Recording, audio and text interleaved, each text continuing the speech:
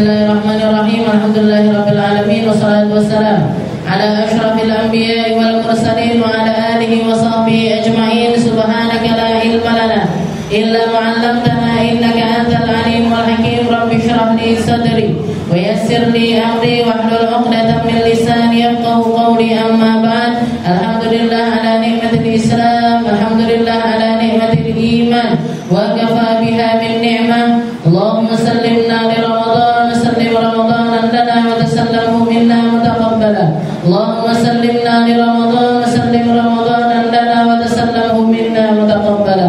Allahumma sallimna li Ramadan, sallim Ramadan lana wa tasallamhu minna mutaqabbala. Amma ba'd.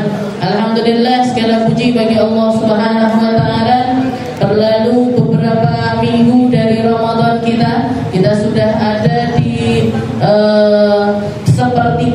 hampir ke sepertiga terakhir dari bulan Ramadan. Mungkin Allah Ta'ala menerima apa yang sudah kita lakukan di hari-hari sebelumnya, dan semoga Allah Ta'ala nambahkan hidayah, inayah, kebaikan, kekhusyuan, ketulusan, keikhlasan di hari-hari selanjutnya dari Ramadan kita, dengan harapan kita keluar dari Ramadan dalam keadaan bersih sebersih-bersihnya, dalam keadaan dipandang sama Allah Ta'ala dengan pandangan rahmatnya, dalam keadaan ditempatkan sama Allah Ta'ala bersama hamba-hamba mulia, menjadi hamba-hamba yang siap untuk menjalani hari-hari setelah Ramadan tanpa Ramadan, menjalani hari-hari setelah Ramadan membersamai dengan rohnya Ramadan, semangatnya Ramadan, keindahannya Ramadan. Muga-muga kantun sampai ber-Ramadan.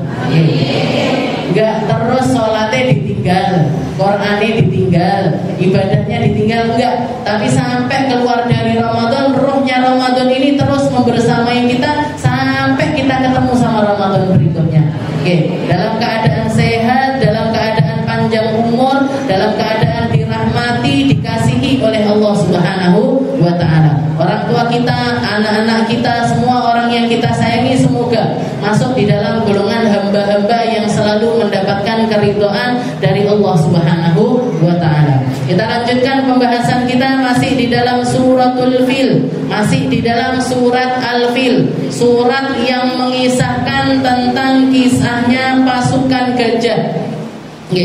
Jadi pasukan gajah yang didatangkan oleh Raja Abraha berangkat dari Yaman, berangkat dari Son'a menuju ke Mekah Al-Mukarramah dengan maksud, dengan tujuan untuk menghancurkan Ka'bah itu sendiri. Jadi Abraha ini adalah seorang, kisahnya terkenal, jenengan mesti sudah tahu mulai dari kecil diceritani tentang kisahnya Abraha yang mau menghancurkan Ka'bah bersama dengan pasukannya. Nggak pakai unta, nggak pakai kuda, nggak pakai keledai, tapi yang dipakai adalah hewan yang terbesar yang bisa mereka tundukkan, yaitu gajah. Jadi gajah ini bisa dikatakan kendaraan zaman itu, karena nggak ada mobil, belum ada tank, belum ada pesawat jet dan lain sebagainya, sehingga kendaraan paling elit, kendaraan paling besar, kendaraan yang bisa mereka taklukkan, istilahnya bisa dinaiki, yang paling kuat ya gajah. Nggak ada lagi di atasnya gajah. Numpak dinosaurus kan nggak mungkin. Wes dak enek gian koyo dinosaurus waktu itu. Jadi naik jerapah juga kayaknya ribet, kepalanya terlalu panjang. Jadi yang dipakai adalah gajah. Dan Al-Fil di sini, Al-Fil itu sendiri, pasukan bergajah itu sendiri. Allah Ta'ala ingin menceritakan kepada kita bagaimana ketika Allah Ta'ala menginginkan sesuatu, Allah Ta'ala akan melakukannya. Istilahnya mukjizat itu nggak cuman berlaku untuk para nabi, nggak cuman berlaku untuk para rasul, tapi orang-orang yang memiliki keimanan kepada Allah Subhanahu wa ta'ala, bahkan hewan-hewan yang memiliki keterikatan dengan Allah Subhanahu wa ta'ala, kalau Allah Ta'ala ingin menyelamatkan, diselamatkan. Karena gajah terbesar, jadi dari sekian banyak gajah yang dibawa, ada dikatakan pasukan Abraha yang dibawa pada waktu itu sekitar 60.000. Jadi Sittina alfan 60.000 pasukan. Di antaranya ada, tapi nggak semuanya gajah, nggak semuanya gajah.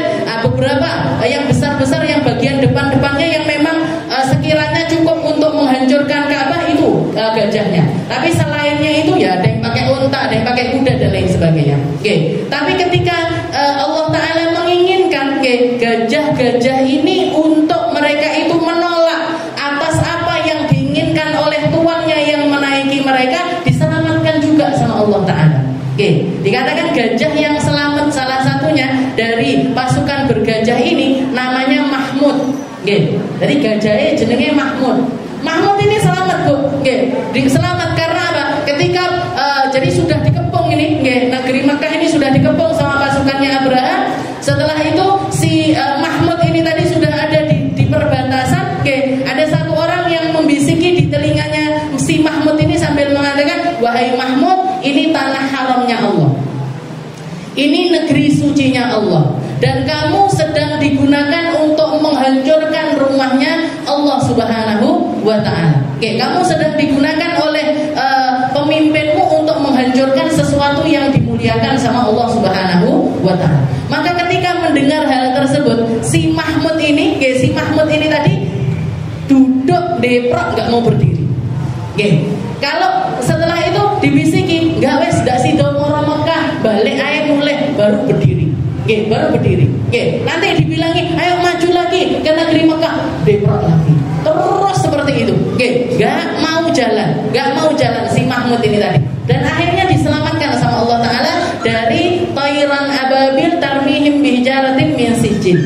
Dari dijatuhin oleh Allah Ta'ala lewat burung ababil pakai kerikil-kerikil yang datang dari neraka. Diselamatkan si Mahmud ini tadi, akhirnya balik lagi ke San'a. Jadi Abraha ini dari saking bencinya dia, jadi dia itu raja.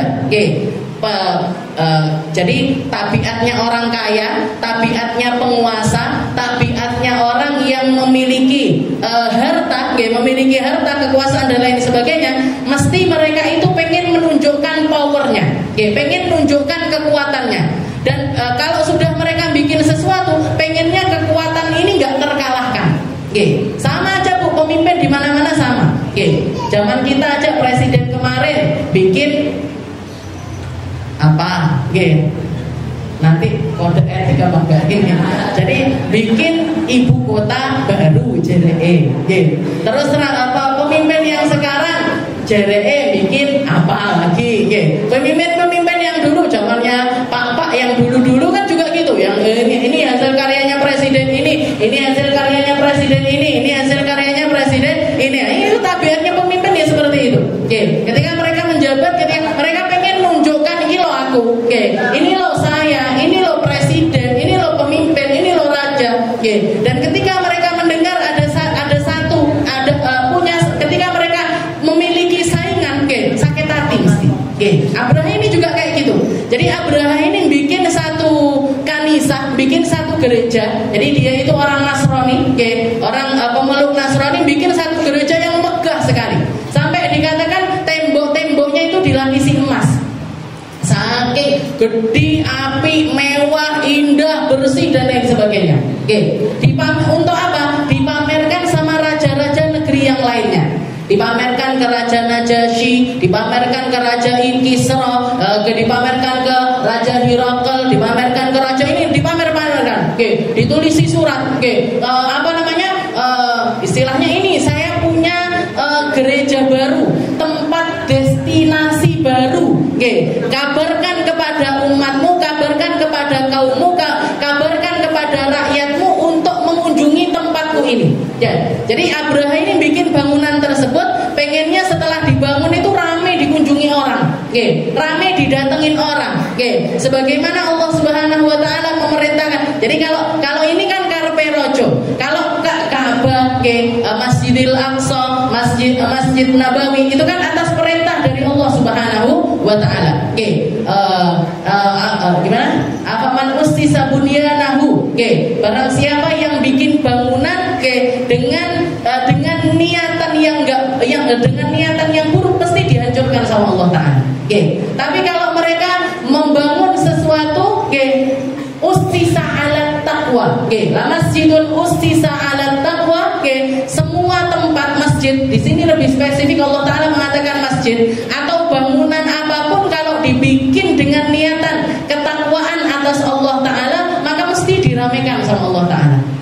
Masih cilik bu, masih kecil, masih nggak terlalu bagus, walaupun ornamennya itu nggak terlalu indah, tapi kalau dibangun atas dasar ketakwaan, hartanya dipilih dari harta yang baik, cara bikinnya juga dengan cara yang baik, tukangnya wong api-api, arsiteknya juga orang yang baik, nggak punya niatan apapun, nggak pengen dapat kucuran dana dari pemerintah, nggak pengen nyari perhatiannya bupati, nggak pengen nyari apapun. Dasarnya adalah ketakwaan, seperti apapun keadaannya bakalan diramaikan sama Allah Ta'ala. Tapi kalau sudah niatnya salah, sulit hal tersebut untuk menjadi markas ketakwaan yang lain, itu akan menjadi sulit. Jadi akan sulit orang mau dirikan sholat dengan baik di situ, sulit. Orang mau bikin gerakan-gerakan kebaikan dari tempat tersebut, sulit. Kenapa? Karena dibangunnya bukan atas dasar ketakwaan kepada Allah Subhanahu wa Ta'ala. Nabi Allah Ta'ala nyuruh pertama kali Nabi Allah Adam. Jadi Ka'bah itu, tempatnya Ka'bah itu mulai dari zamannya Nabi Allah Adam sudah ada patokannya bu. Tapi belum dibangun. Baru dibangunnya kapan? Baru dibangunnya mulai dari zamannya Nabi Allah Ibrahim. Nabi Ibrahim yang bangun, yang menyelesaikan dengan penuh ketulusan, dengan penuh penghambaan.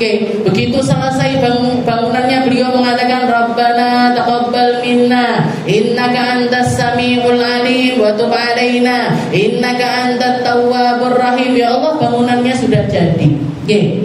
Terima ya Allah. Terima ya Allah. Rabbana taqabbal minna innaka antas samiul alim. Engkau Maha mendengar, Engkau Maha mengetahui. Wa tub alaina. Dan ini hamba ini ketika bangun mesti ada salah. Mesti kadang-kadang keliru di dalam niat. Mesti kadang-kadang gesek di dalam apa yang ada di dalam hati kita. Wa tub alaina, yang kayak gitu-gitu ampuni ya Allah. Tub alaina innaka antat tawwab. Jangan kan senang kalau hambanya bertaubat. Doa ini kan selalu diajarkan sama para ulama untuk kita baca setiap kali selesai salat. Rabbana taqabbal minna innaka antas samiul alim wa tub alaina innaka antat tawwabur rahim. Kita baru melakukan kebaikan, tapi kenapa kok minta ampun sama Allah?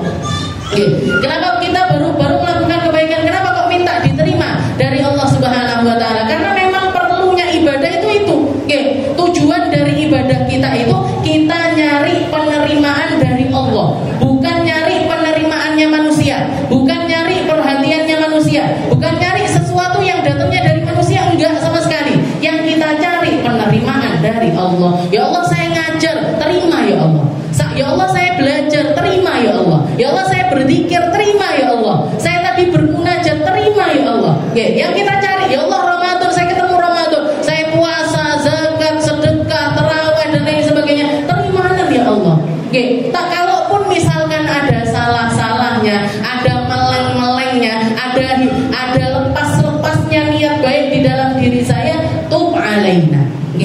Ampuni, saya taubat atas kesalahan tersebut. Karena nggak bisa kita juga, dari hari-hari yang berlalu dari diri kita ini, lalainya kan juga masih tetap banyak. Keliru-keliru nih kan ya panggah akeh ae. Bleset-blesetnya lisan, blesetnya mata, blesetnya telinga, buka HP pengennya dengarkan ceramah. Tiba-tiba delok lian-liane istilahnya. Yang lain-lain tuh liwat kok lebih menarik ini guys. Delok iki ae lah. Jadi maunya ngaji hilang sini kita ini kayak gini manusia ini kakean lali.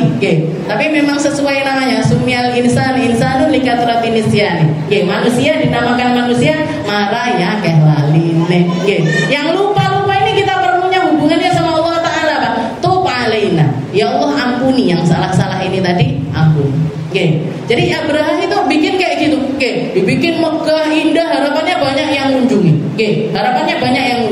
Bahkan dari cara promosinya dia itu agak lebay.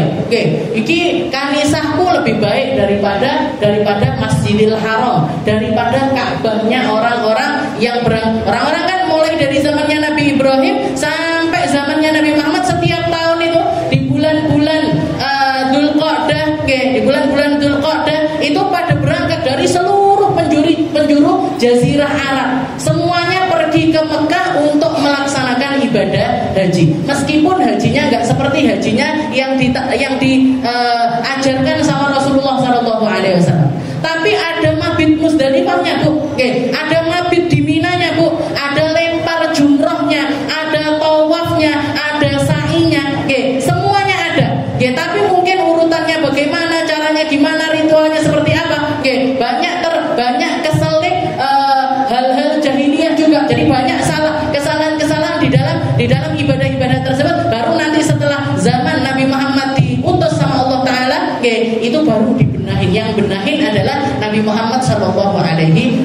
Dihilangkan dari kesyirikan, dihilangkan dari keburukan. Karena dikatakan zaman jahiliyah itu orang-orang kalau tawaf di sekitaran Ka'bah, nggak pakai baju, telanjang bulat mereka tawaf.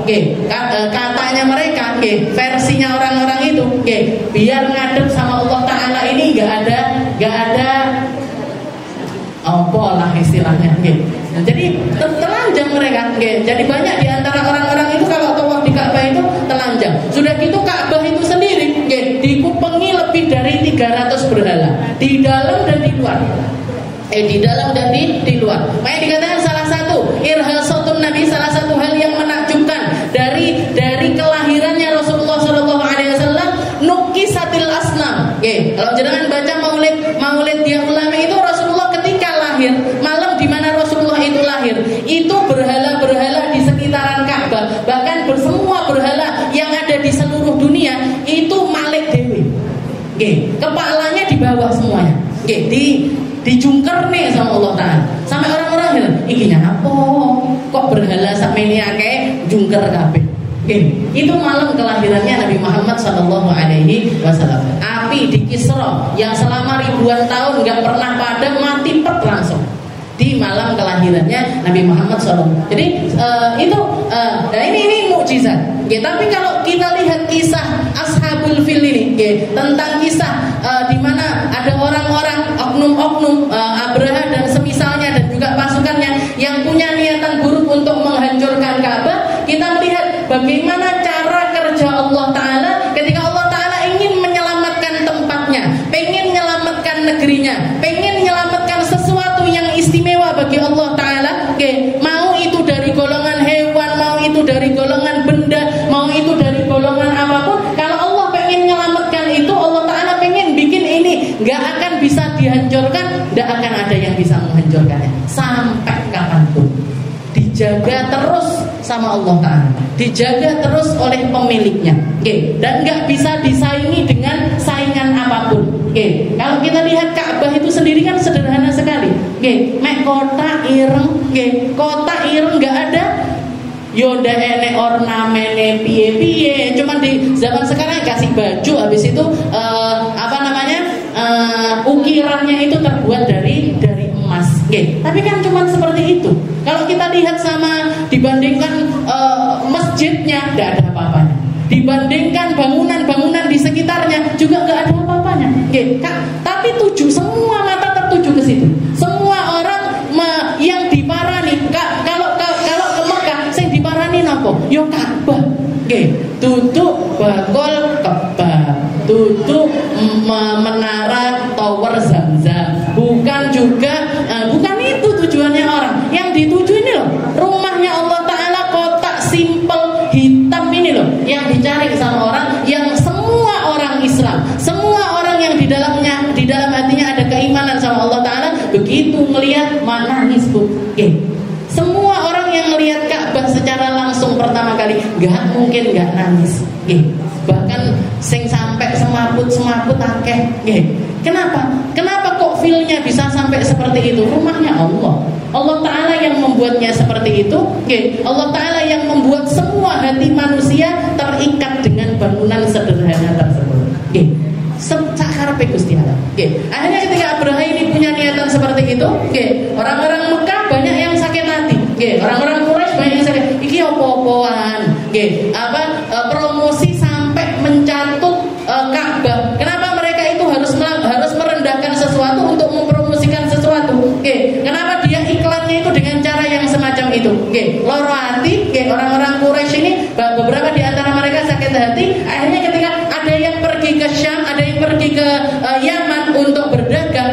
mampir ke ini gerejanya Abraha ini tadi, akhirnya dia melakukan sesuatu yang buruk di situ, melakukan sesuatu yang buruk. Apa itu?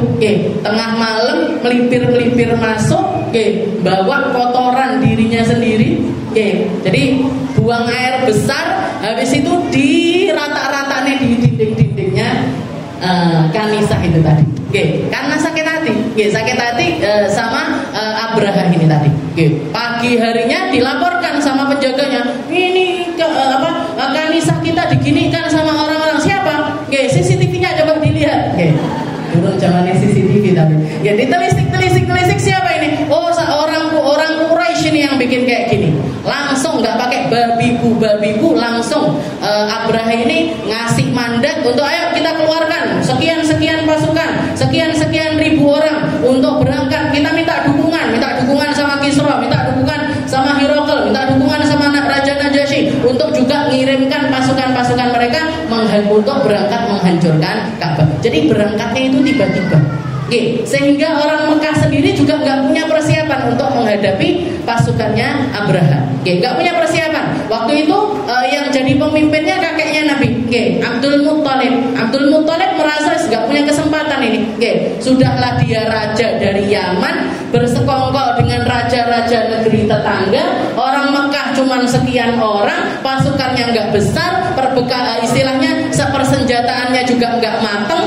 Akhirnya dipasrahkan kepada Allah Subhanahu wa Ta'ala. Berangkat pasukannya Abraha ini tadi, dengan bala tentaranya yang luar biasa dan lain sebagainya. Nah, setelah itu seperti yang kemarin saya ceritakan, Abdul Muttalib sempat mendatangi Abraha ini tadi, dengan tujuan gertak istilahnya, pengen nunjukkan kemuliaannya Allah Subhanahu wa Ta'ala. Ketika ditanya kenapa kamu mau minta, saya nggak bakalan istilahnya niatan saya mau menghancurkan, saya nggak akan mundur lagi. Bukan itu yang saya tanyakan wahai raja. Terus apa karepmu apa? Itu loh, onta saya 200 biji mau sita nih di tengah jalan. Itu punya saya itu. Dia nggak ada urusannya sama Ka'bah. Dia nggak ada urusannya sama niatan kamu. Kamu kan niatnya ngancurin Ka'bah. Jangan sampai unta-unta saya jadi korbannya. Katanya Abraha, kamu mikirin 200 ekor ontamu dan kamu nggak mikirkan rumahnya Allah Ta'ala ketika aku hancurkan. Katanya Abdul Muttalib, innalahu rabban sayuhmi. Kalau masalah rumahnya Allah, rumah ini punyanya Allah. Allah yang akan menjaganya dengan caranya. Dengan caranya, embuh piye caranya, tapi yang pasti gak mungkin bisa kamu untuk menghancurkan Ka'bah. Dikembalikan ontanya, berangkat Abdul Muttalib. Nah, jadi bisa dikatakan Abdul Muttalib ini, Abdul Muttalib sekeluarga ini orang-orang yang terakhir naik mengungsi ke atas gunung itu, keluarganya Nabi. Nah, yang lain-lainnya sudah dikirim duluan. Udah kedengeran kabar berangkat ini, ayo bani ini naik dulu, bani ini naik dulu, bani ini naik dulu. Yang paling terakhir adalah keluarganya Nabi Muhammad SAW. Yang dinaiki sama keluarganya Nabi adalah Jabal Nur, Gunung Jabal Nur. Jabal Nur itu apa? Yang di atasnya itu terdapat Gua Hira, yang mana nanti Nabi Muhammad setelah lahir usia 40 tahun beliau bersemedinya itu di tempat tersebut. Kenapa kok yang dipilih Abdul Muttalib Gua Hira jadi tempat pengungsian keluarganya? Karena dikatakan di dalam Gua Hira itu ada lubang yang kalau orang lihat langsung ke Ka'bah. Jadi kalau orang lihat dari lubang itu Ka'bah itu langsung kelihatan dengan jelas. Jadi Abdul Muttalib pilih itu untuk dia mengungsi, tapi tetap bisa melihat apapun yang terjadi di daerah area Ka'bah itu sendiri. Termasuk dikatakan yang terakhir naik adalah ibunya Nabi Muhammad SAW, lagi hamil besar. Hamil Rasulullah SAW. Tapi ketika beliau naik, ketika beliau masih mau berangkat naik, dikatakan putranya yang ada di dalam perut ini wanti-wanti ke ibunya. Ya ummah, wahai ibuku, nggak usah naik, kita bakalan aman. Ini tempat nggak akan hancur. Ini tempat nggak akan kenapa. Daripada istilahnya jenengan kerokol kerekel naik ke atas gunung dalam keadaan hamil besar, kita istirahat aja di rumah. Katanya Abdul Muthalib ketika dengar mantunya kan istilahnya berarti Sayyidah Aminah itu menantunya mengatakan yang semalam saya kayaknya dijaga, yang jagain saya ya anak saya sendiri. Minta izin untuk nggak ikut ngungsi tapi balik ke rumah sama Abdul Muthalib ya diizinkan. Diizinkan ya sudah. Kalau itu yang jadi kepercayaan kamu, itu yang jadi keyakinan kamu, silahkan turun lagi. Pulang beliau, Sayyidah Aminah pulang ditemenin sama beberapa orang yang nemenin beliau, dan Abdul Muthalib melanjutkan naik. Sambil setiap langkahnya itu beliau tetap minta sama Allah Ta'ala, minta sama Allah Ta'ala untuk dijaga, minta sama Allah Ta'ala untuk menunjukkan kebesarannya dan lain sebagainya. Sampai begitu beliau naik, beliau masih di istilahnya belum sampai ke atas Gua Hira itu sendiri. Setelah itu dari bawah pasukannya Abraha ini sudah ngepung area Ka'bah untuk menghancurkan Ka'bah dengan dramanya sendiri.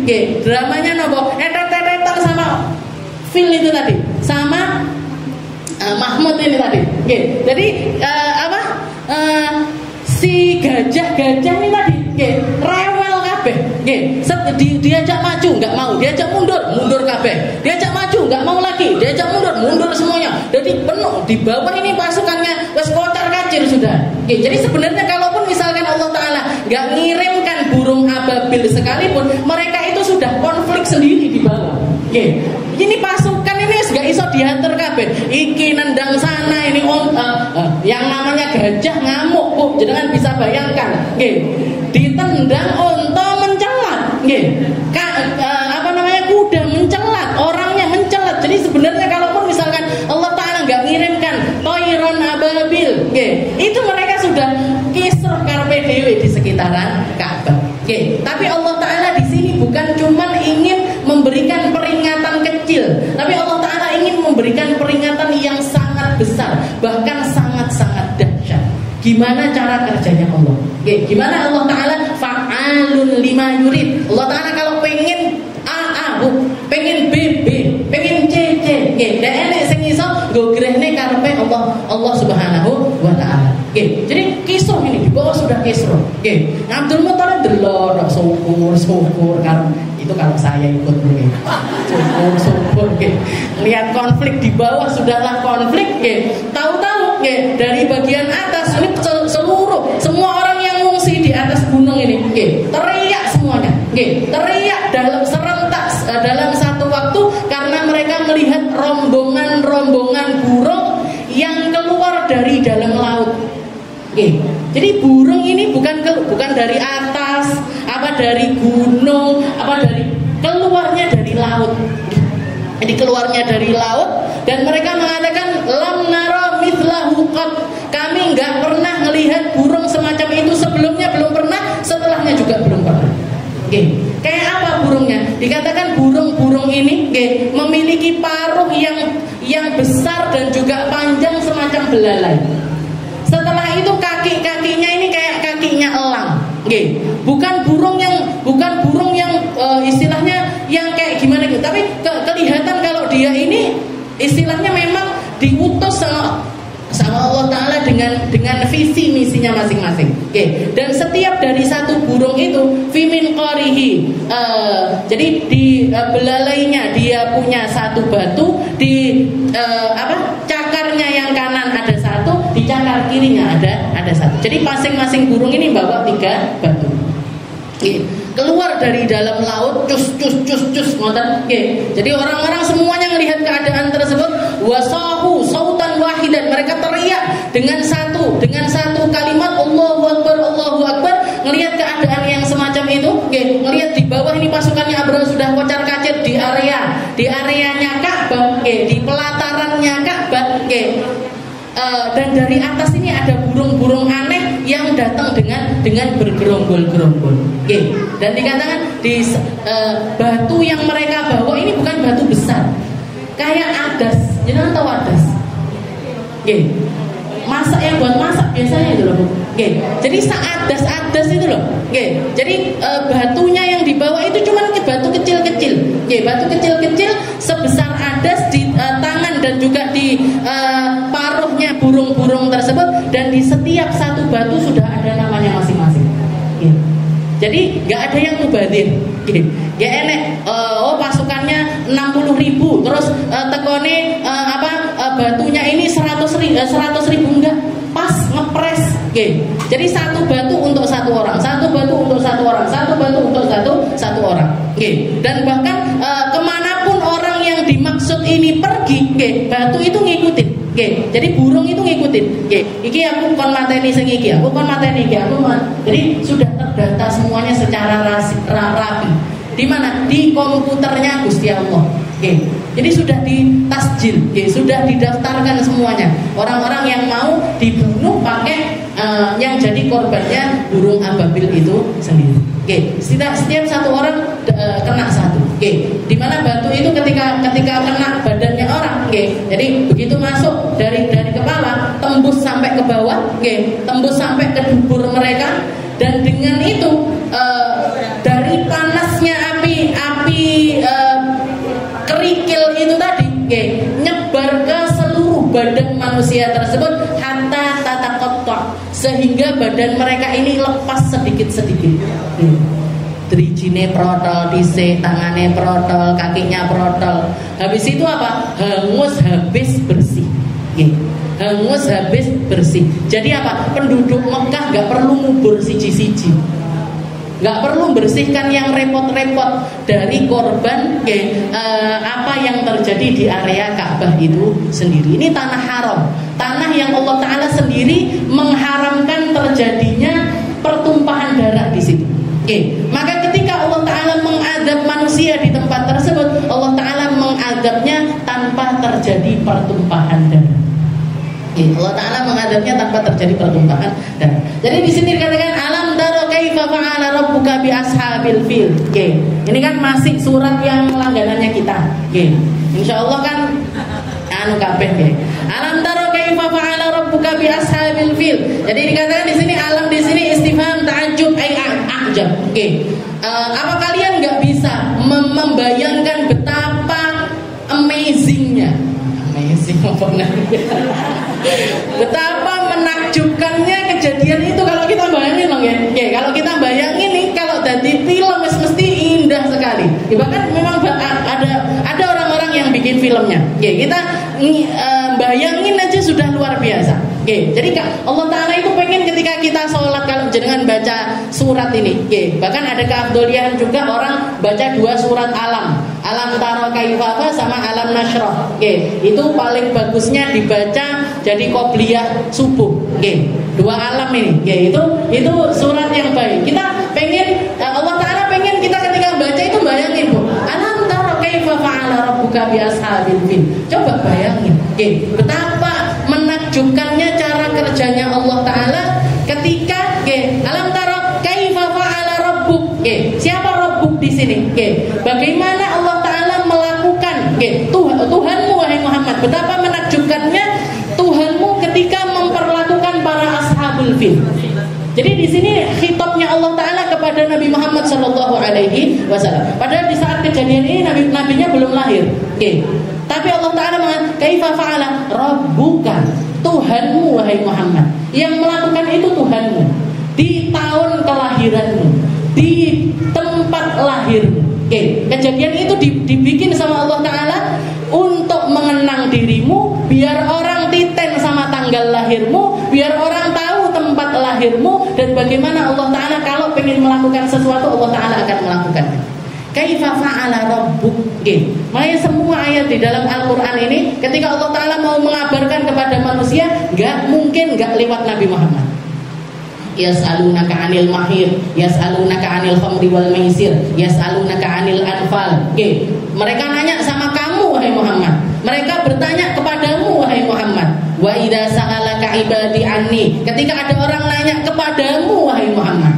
Tidak pernah dilepas Nabi Muhammad. Di setiap kabar Allah Ta'ala ingin gandengkan, kamu pengen nyampe ke Allah, kamu harus nyampe ke Muhammad. Kamu pengen punya hubungan sama Allah, gak bisa kalau gak lewat Muhammad. Kamu pengen dapat sesuatu dari Allah, cara Tapi itu lewat apapun yang kamu datangkan kepada Nabi Muhammad SAW. Kaifa fa'ala rabbuka? Tuhanmu wahai Muhammad bi ashabil fil, sama para pasukan gajah. Dan fil yang di sini, fil itu kan berarti satu. Satu gajah yang diselamatkan sama Allah Taala dengan caranya. Siapa? Si Mahmud. Mahmud lo tak selamatnya. Karena apa? Karena dia pionir yang ngajak gajah-gajah yang lain itu nolak untuk ikut menghancurkan Ka'bah. Kaifa fa'ala rabbuka bi ashabil fil? Alam yaj'al kaidahum fi tadlil. Bukankah Allah Taala menjadikan kaiduhum, jadi ide mereka, tujuan mereka yang busuk, hati mereka yang jelek, pikiran mereka yang enggak benar, semua hal yang keburukan-keburukan yang mereka rencanakan, strategi sematang apapun, dengan kekuatan sebesar apapun, didukung oleh raja manapun, kalau itu ngelawan Allah Ta'ala, dihancurkan sama Allah.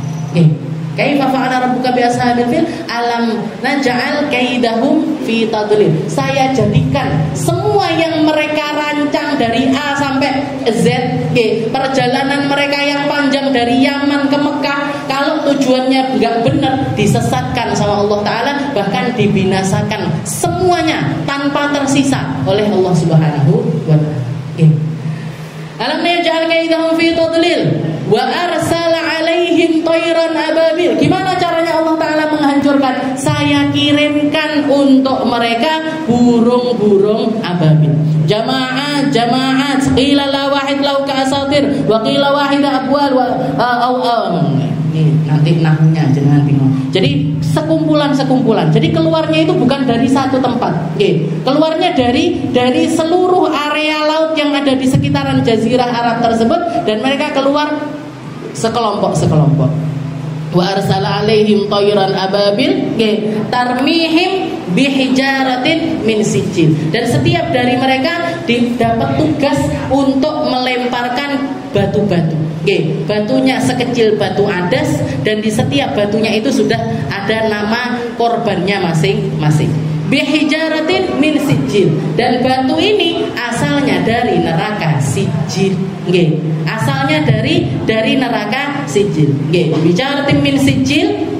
Ada yang mengatakan asalnya dari neraka sijil. Ada yang mengatakan tin matbuh. Jadi Allah Ta'ala memang membuat batu-batu itu terbuat dari tanah, tapi tanahnya ini dipanaskan dulu, dimasak dulu sampai matang. Jadi ketika ngenain mereka, ketika kena ke mereka, ini langsung bikin sahibuhu ikut matbuh. Orang yang kena ini ikut terbakar dari batu tersebut. Faja'alahum ka'asfim ma'kul. Kalau kalian melihat cara Allah Ta'ala istilahnya membinasakan mereka, begitu batu itu kena mereka, itu dari ujung kepala tembus sampai ke dubur mereka, dan dari panasnya itu bikin seluruh organ tubuh mereka itu berjatuhan sedikit-sedikit. Semacam apa? Ka'asfim ma'kul, kayak daun kalau digerogoti sama ulet. Jadi dimakan dari ujung sampai entek tidak tersisa, masuk ke perut si ulet itu semuanya. Begitulah cara Allah Ta'ala di dalam. Biar apa? Biar nggak ada jasadnya lagi, biar nggak ada sisanya lagi, sehingga area Ka'bah yang mereka serang ini nggak terus ada darah di sana, darah di sini, bau anyir di sana, bau bangkai di sana, nggak sampai terjadi hal yang semacam itu. Dihabiskan keseluruhannya oleh Allah Subhanahu wa ta'ala. Faja'alahum ka'asfim ma'kul. Wallahu a'lam bishawab. Insyaallah kita lanjutkan tahun depan di dalam surat Al-Mudaththir. Insyaallah. Mungkin panjang umur semuanya. Mungkin istiqomah semuanya. Mungkin dikasih sama Allah Ta'ala berkah barokahnya dari setiap apa yang kita pelajari, dari setiap apa yang kita baca, dari ilmu keimanan, dari ilmu ketauhidan, dari ilmu kepasrahan, dari ilmu ketawakalan, dari orang-orang mulia khususnya dari Bani Quraisy, dari dari keluarga kakek-kakeknya Nabi Muhammad SAW. semuanya menunjukkan keimanan yang luar biasa, semuanya menunjukkan penghambaan yang luar biasa, semuanya menunjukkan ketulusan mereka di dalam peribadatannya kepada Allah Subhanahu wa taala. Mungkin kita bisa menirukan, mungkin kita dapat jatah juga iman tersebut, kita dapat jatah juga dari kebaikan-kebaikan tersebut. Untuk kita, untuk anak cucu kita, untuk generasi setelah kita, untuk semua orang yang kita sayangi, tetangga-tetangga kita, dan siapapun yang ingin kita bersamai sampai akhirat nanti, mungkin dikasih kefahaman sama Allah Ta'ala, dikasih keilmuan yang bawa mereka menuju surga, dikasih kemampuan untuk bisa mengamalkan dari setiap apa yang mereka ketahui. Ala hadhihi niyah wa ala kulli niyatin salihah wa ila hadratin Nabi Muhammad sallallahu alaihi wasallam bisirril Fatiha.